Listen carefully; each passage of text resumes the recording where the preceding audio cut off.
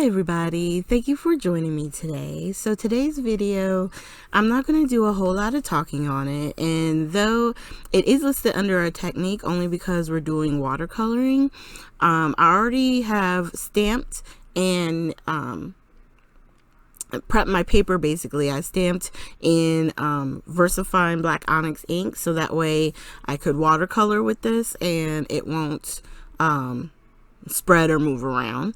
I'm using my Koi watercolors, and this is like a traveling one, so you can actually use this tray as a palette, and you can kind of hook it into the little circles you see there, and you're able to kind of lock it in. It just gives it a little bit of sturdiness, but since I'm here on my desk, I'm just moving it over so you can see all the different colors. And I'm just going to start by coloring in. Now, if you're worried about the watercolor bleeding, and I've suggested this before to people, you can always heat emboss your image and it'll create grooves. And then what you can do is you'll watercolor and the embossing will help protect, for the most part, your color from spreading to where you don't want it. It's a good trick for new and beginning card makers to use until you get comfortable, and then you can do like this one. I didn't heat emboss it, so there's gonna be times when colors may blend into each other, and if they do, I just keep it going, because you can always dab it up and then let it dry and go back and add a little bit more color, and maybe it'll create a shadow area, or it's the one thing I like about watercolor is it's very fluid and it can be interpreted so many different ways. Okay, so it can be loose and just kind of messy. It can be very precise and kind of, contained. It's all depending upon what you guys prefer. Okay, so I'm going to let the music play, and we're going to go ahead and get to coloring this beautiful project. Now, I understand if your thing isn't to watch a bunch of coloring, you can, speed it up. I don't turn this into a card. This is solely just showing using the watercolor set and coloring in this image that I already had basically the hair and the skin tone done. Now we're just finishing it up, and when I'm ready for it, all I have to do is trim it down and I'll have a really beautiful card front to give somebody. Okay, so I'm going to start the music and I will see you guys towards the end of the video.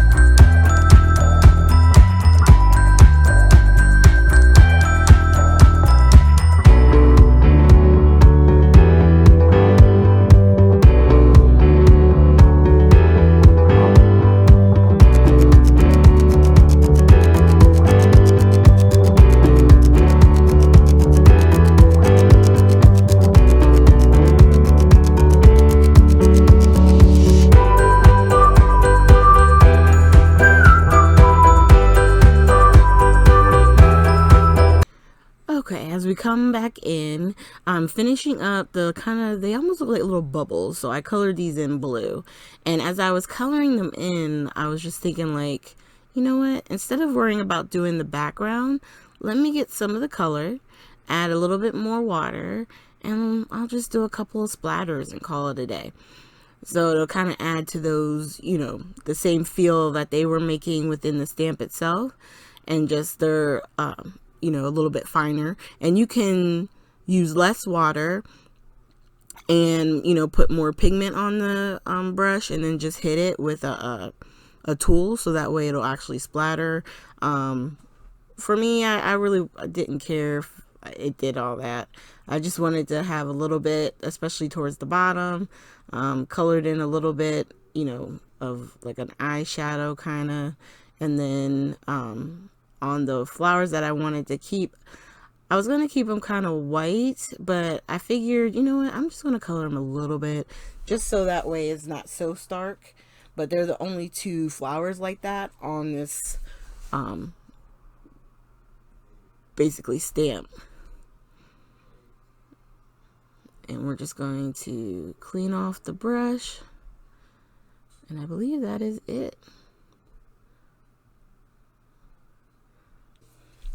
So as we come to the end, I just wanted to, you know, share this with you guys, because I enjoy coloring, and I know sometimes for some it is intimidating, but I just believe in practice, you know, just get in and play, and you can't get any better if you never do it, you know what I mean? So the more you do, the more you learn how the products move. You know, you don't have to buy every single watercolor product. Just find one that you like. If you're good, you know, better with pencils, then get watercolor pencils, so you can color in the pencils and then activate it with water. Start there. There's all kinds of places and products to start at. But these I just wanted to share with you, because I know there's a lot of different watercolor sets out there. Okay, so thank you guys for joining me today. Make sure you hit the like, subscribe, and share button. Links to scrapbookingwithme.com will be down below. You can also get to their Facebook page, where we do try, you know, and share projects and stuff like that, and they let you know about great sales that they may be having. And then of course, if you do purchase, just use my coupon code TT15 to get an additional 15% off of anything that's not already marked down. Thanks again, you guys, and I hope you have a great day.